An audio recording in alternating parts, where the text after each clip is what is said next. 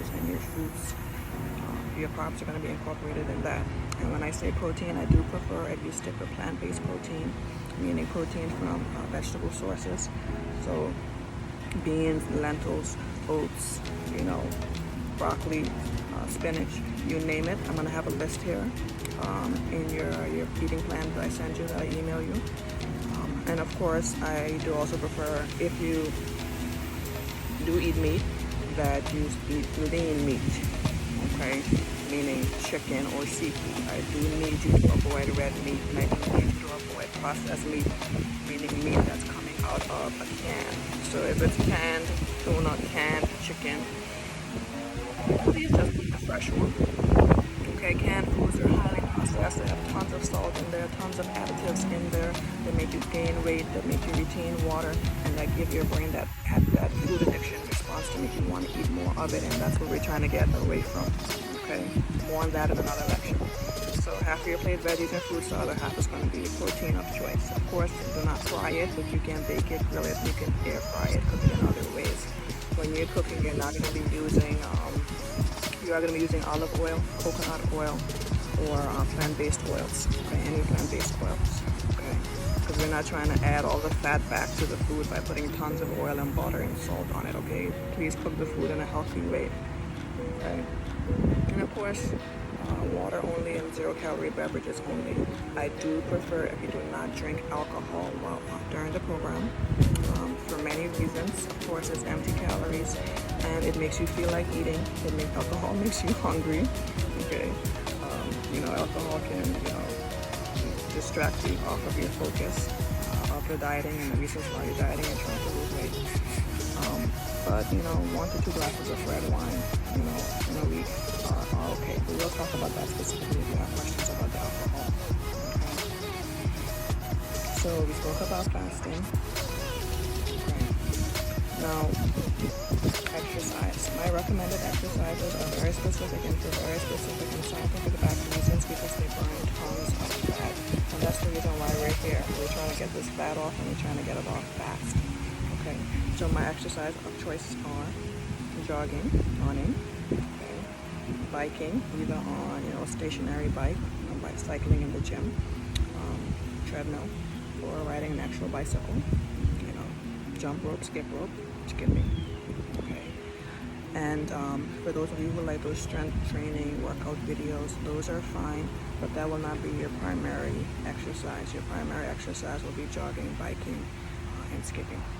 Okay, so figure out where you're gonna go jog at, figure out where you're gonna go bike at, or go get you a skip rope, because that's gonna be the primary thing that I need you to do.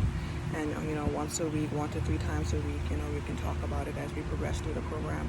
And then you can do the strength training videos. I do have some specific strength training videos that I like, that I personally use, that they're on my YouTube page, and I also share them with you.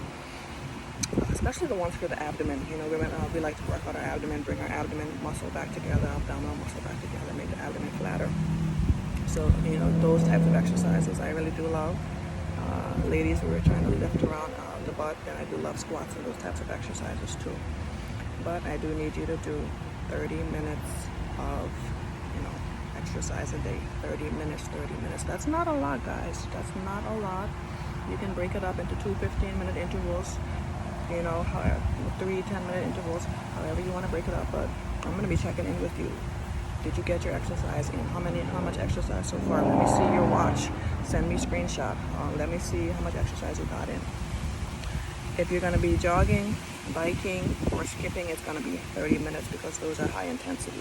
Okay, or if you're going to be doing a high intensity exercise, HIIT training. Okay, but if you're going to be walking is a totally acceptable form of exercise. I love walking.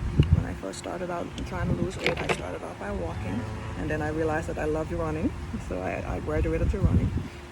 But running is going to be 60 minutes, because it takes you longer to burn off the amount of calories that I want you to burn in your exercise when walking. So if you don't have 60 minutes to spare, just get it over with and run, girl. Okay, run it off. Now, why do I have to exercise? Oh my God, Felicia, I came here to fast because I don't feel like exercising and I don't feel like eating healthy. Well, hey, if you don't feel like eating healthy and you don't feel like exercising, you will still lose weight while fasting, but it will take longer, and you may not be able to maintain it long term, okay, because you did not learn the healthy habits to maintain it long term as a lifestyle, okay? So please eat healthily, please exercise, okay? Once you lose the weight and you get to your weight goal, you wouldn't have to do these things as strictly at all, okay? I used to fast every day now for, one meal a day, exercise every day. Now I don't, and eat healthy every day. Now I don't need to. Now I fast at a minimum, exercise at a minimum, and eat at a minimum, because I'm already at my weight goal. So when you get there, then you can do whatever you want, okay? So exercise is going to help you with that calorie deficit, especially on days where you may not have eaten as great, or you may not have completed your fast, or what have you. Sometimes I also make you do extra exercise as a form of punishment if you didn't eat well that day, or if you didn't complete your fast. And it's not because I want to punish you, it's just because I want you to meet your goal no matter what. So if you didn't meet your goal through fasting or eating, then I'm going to make you meet that goal by exercising, okay? 30 minutes of jogging burns 500 to 700 calories. That is a ton of calories, okay? So get it in. It's going to boost your metabolism. It's good for your cardiovascular health. It's good for your blood pressure. It's good for so many things. So we're going to talk about that. I do like sweatbands. So if you do have a sweatband for your waist or your thighs or your arms, or you like to wear like a hoodie when you're exercising or whatever, sweat, man. The more you sweat, the more calories you're burning, okay? So definitely I do like to recommend sweatbands, and we can talk about that. Okay, so that is really what I wanted to cover in the first half of this lecture. The first lecture is always the longest, because I really have to teach you about